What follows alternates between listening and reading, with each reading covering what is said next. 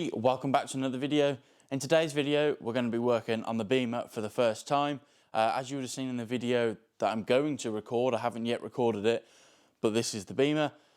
You would have already seen that because I'll bring the videos out in the right order.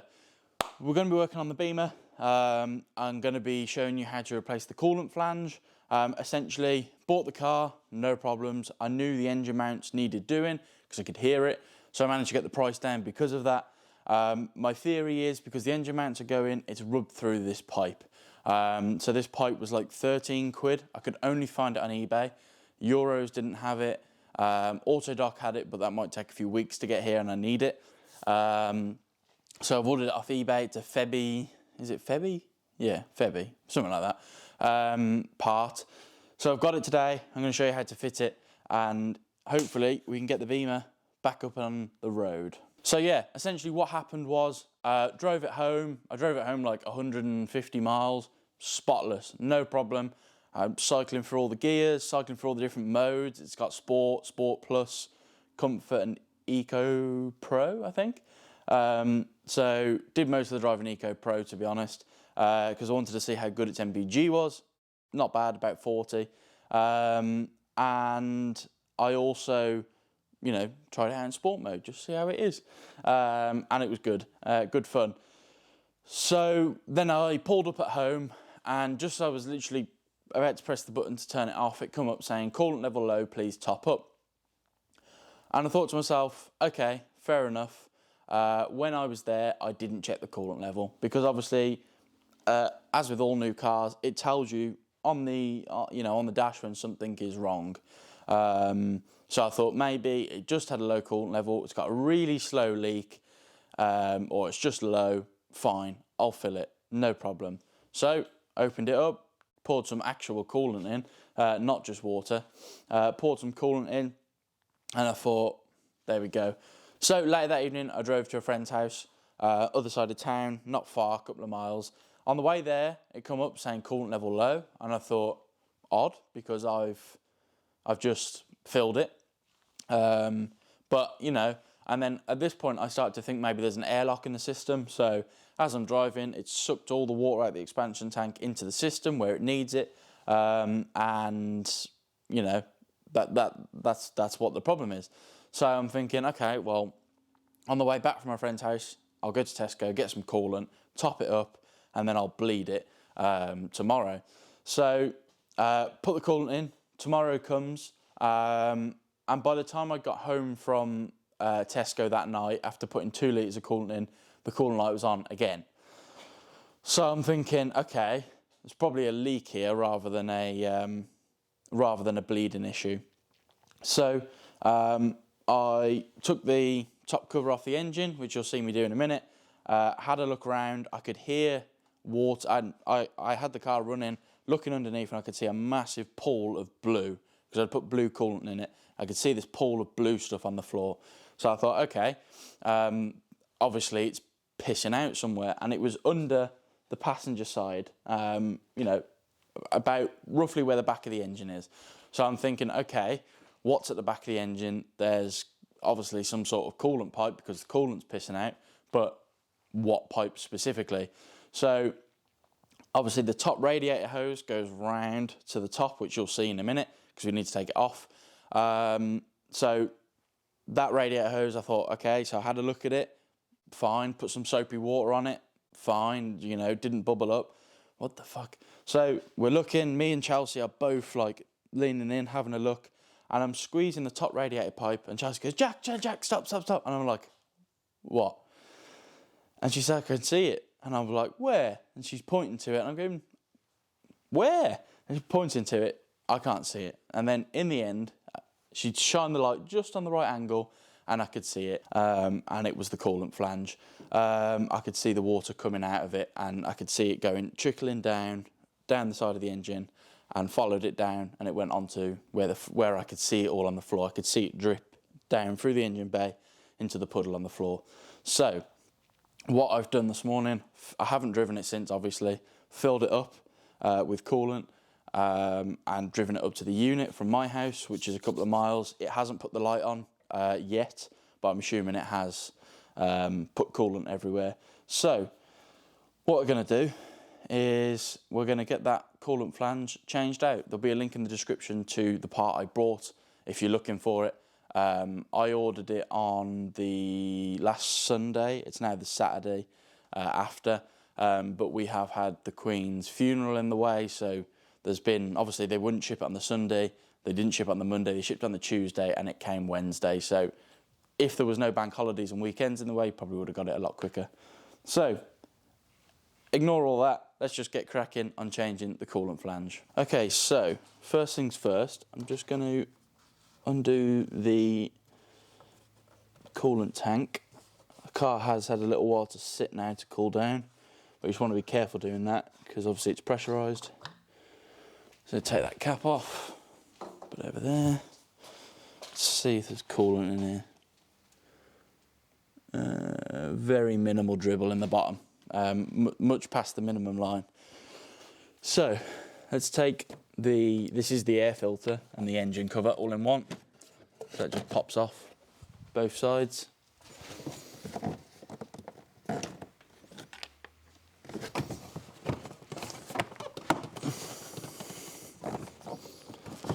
Just like so. There's no cables on there.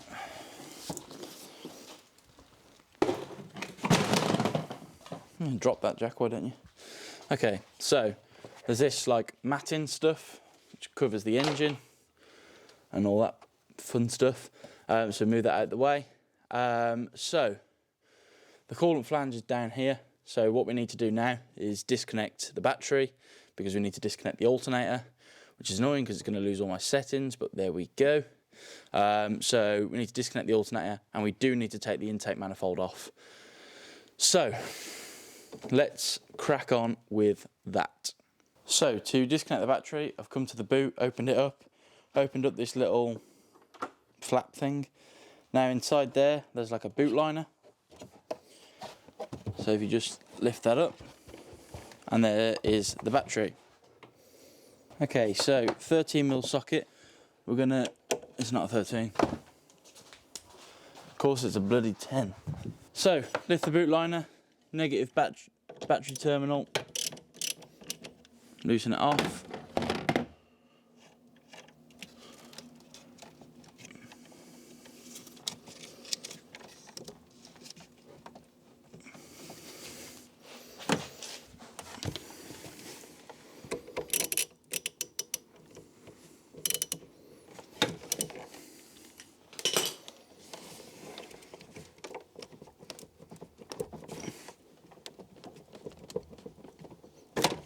Okay, just like that.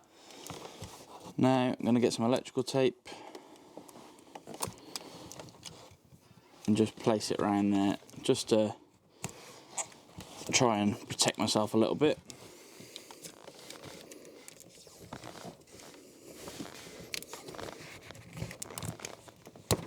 Now that's probably hard to see, but take the negative terminal off the battery and just leave it there. Cool. Let's go back to the front of the car. So there's a few more bits to come off before we can get the intake manifold off. So this cable here is where you would jump the car without opening up the boot. So we're just going to pop that out.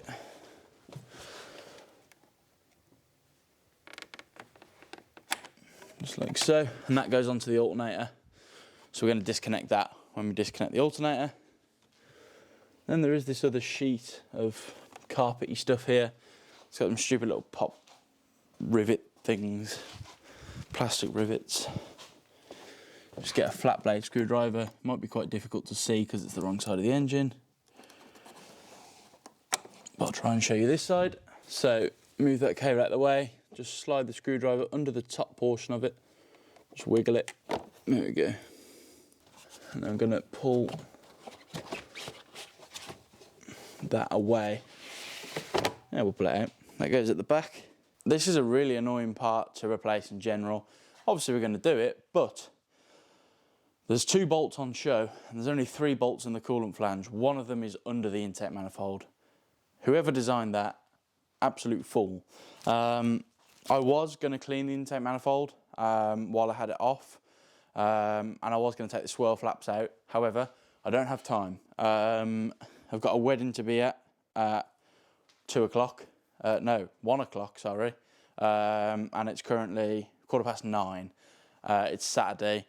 I will have tomorrow, but I would like to get it done today so I can take the car to the wedding.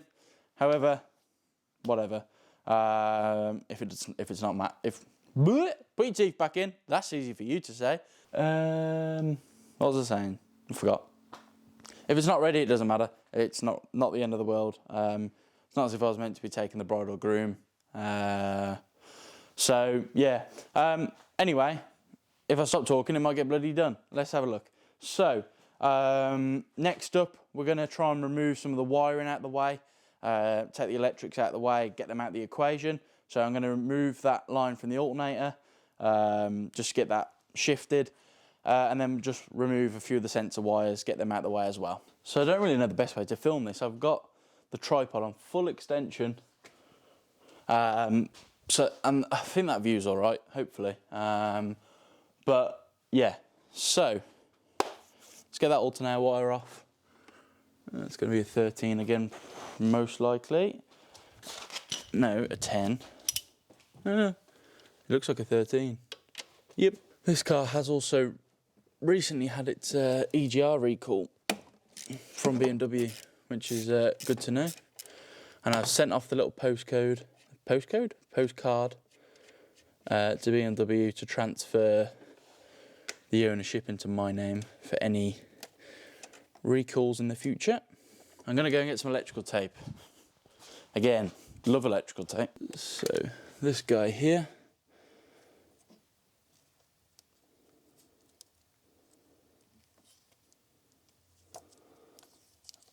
Just a little bit. And that one. Looks like that's joined on there. So I might just have to work around that one. Yeah, I could take it off there, but I might be able to work around it. We'll see. If I get stuck with it, I'll just move it. So, then there's a couple of cables clipped onto the intake manifold. So these just, similar jobby to the Mini. They should pop off with a bit of persuasion.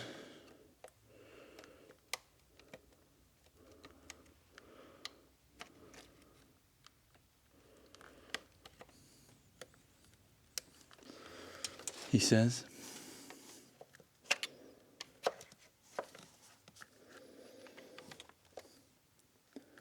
Come on, come out for a beer. It's only one. See? Bit of persuasion. There's another one there. Fuck off. And there is another one there, but I might be able to get away with not. I can't really tell where that goes. Oh yeah, I can. I lied. Right, there's a T-bolt there, which is holding the aircon pipes on by the looks. Let's see if we can move him. I bet you any money it's a 25, and I can't find my 25. B. So I've used the incorrect tool and got the bolt out. I've used some sort of hex bit. Looks like it was a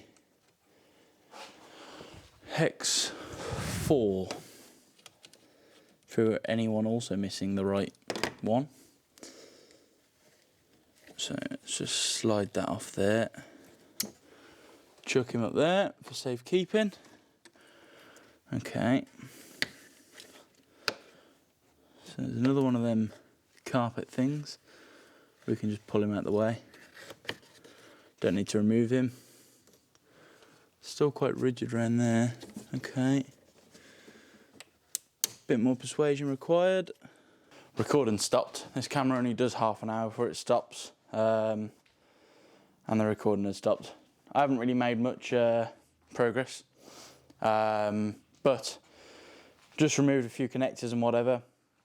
I'm not too sure what it would have seen. So I'm going to take the intake manifold off of the throttle body now. So these are some like specialist tools you'll need. So you'll need E-sockets, which I have somewhere. These could be an E10. E8.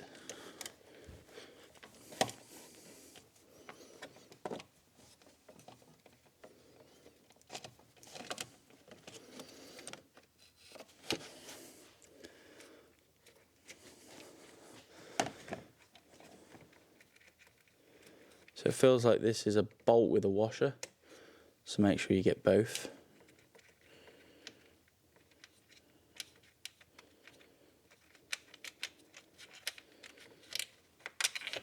Yeah, bolt and washer, so make sure you get both.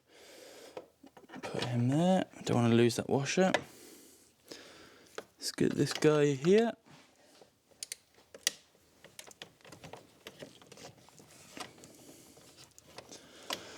I know a lot of my viewers are interested in minis. E-sockets are, or E-bolts are present on there as well. Clutch and flywheel, I think it is, are held in with them. And a lot of the stuff on the subframe is as well. There will be mini content coming soon. Just need to free up some time at work. It does look like the washer won't actually slide past the thread, which is good. Make it a bit easier for us to keep hold of it. Looks like the last one at the back.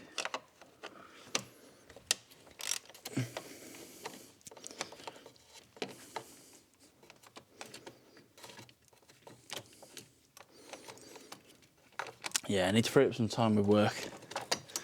And then we can get the mini sorted. It does also need me and another person to do it, i.e. Owen. Because there's a lot of heavy lifting involved now with the gearbox and whatever. So it's trying to find time when we're both free, which is a rarity, I will admit. Okay, so intake manifold is free from the throttle body. Let's remove it off here. This looks like the EGR shit, I don't know. 10 or 13 is the question. Oh, I just slipped. We'll go for I'll tell you what, 10 I reckon. Yeah, I was probably right because that's a 13. 10, 10, 10. Right, I've had a 10.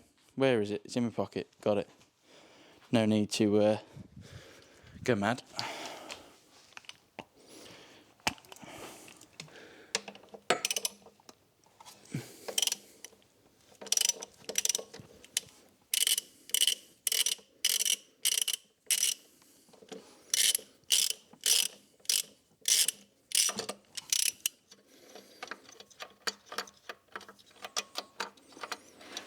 Looks like these are captive nuts. Oh, captive bolts, sorry.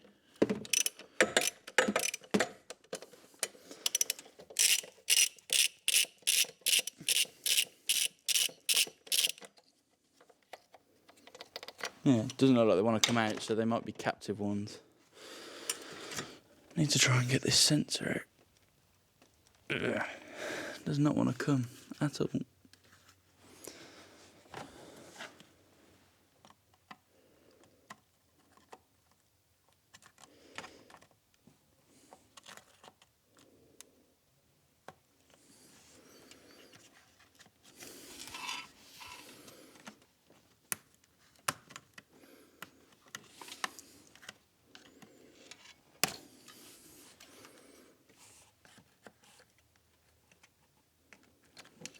No, it's not happy about coming out. Well, we'll just have to work around it. So, is there another? If there's a bolt under there, that's ridiculous. Okay, so everything's like loose in this area. Let's take these two out. So this is the actual connection to the intake manifold by the looks. Using that same size socket from the aircon pipe.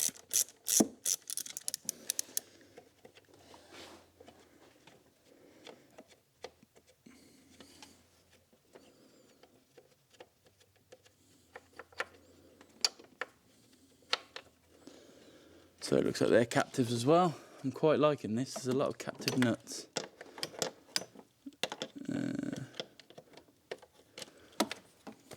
You're a pain in the arse.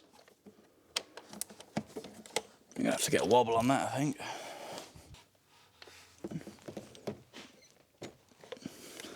Got it.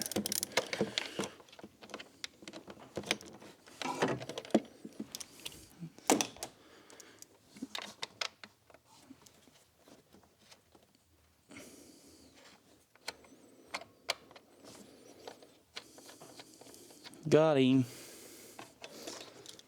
Okay, let's keep working round. So, you look like a 13. Not a 13. 10? Yep. Oh, they are not very tight.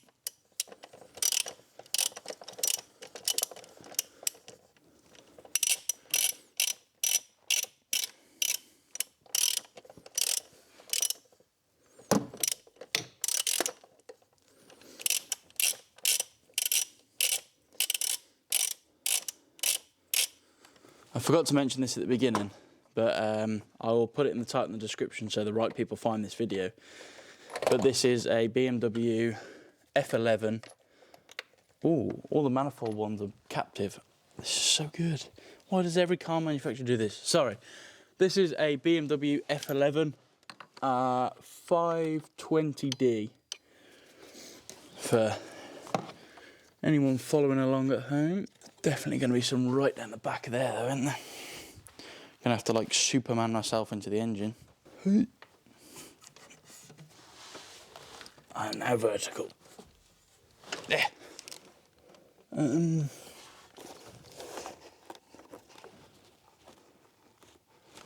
vertical without the ratchet that I need. Bollocks! Fuck's sake. Where the... Oh, no, I did have the ratchet that I needed. I think this is the one people were saying they needed a wobble extension for. All those people aren't dedicated enough to get into their engine bay. Like me. Come on. Off you fuck. Thank you very kindly.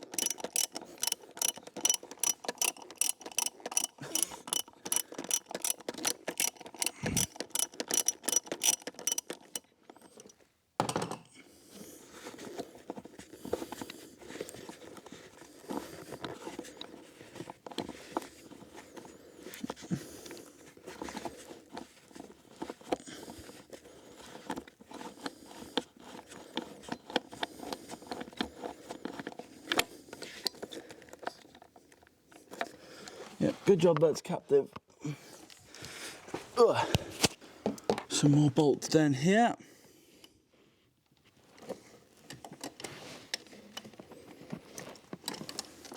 Oh, you're a little bit of a bastard, aren't you? Let's pop you. Like that. Pop you.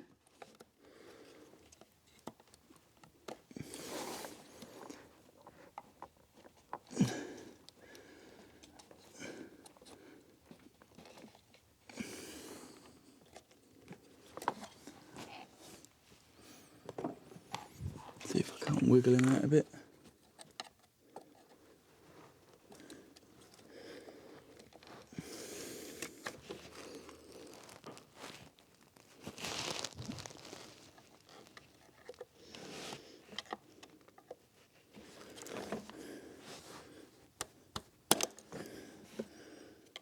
That's him off. Might be able to get a 10 in there, mate. Doesn't help that I'm using such a big bloody thing. I can't find any of the 10 mils. On she goes. Away she blows.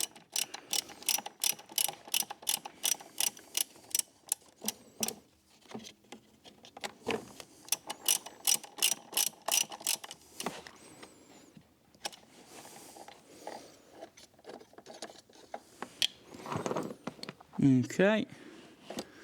One last one. This sensor needs to come out so I can get to it though.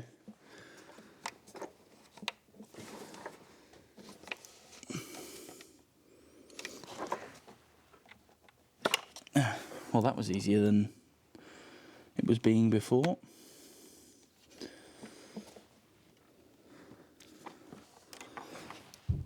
Where's that ratchet gone? There.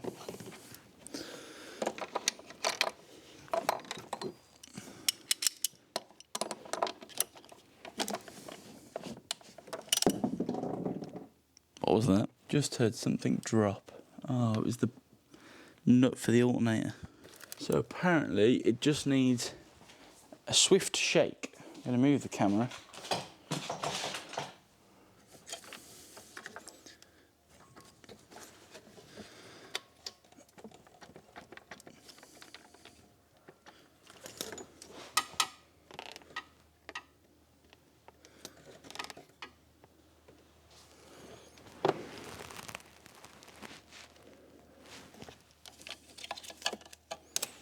Alright, going to have a read of the guide. I managed to get a copy of the BMW workshop manual, so I'm going to have a read of that. Very overexposed. Yeah, bit of underexposure.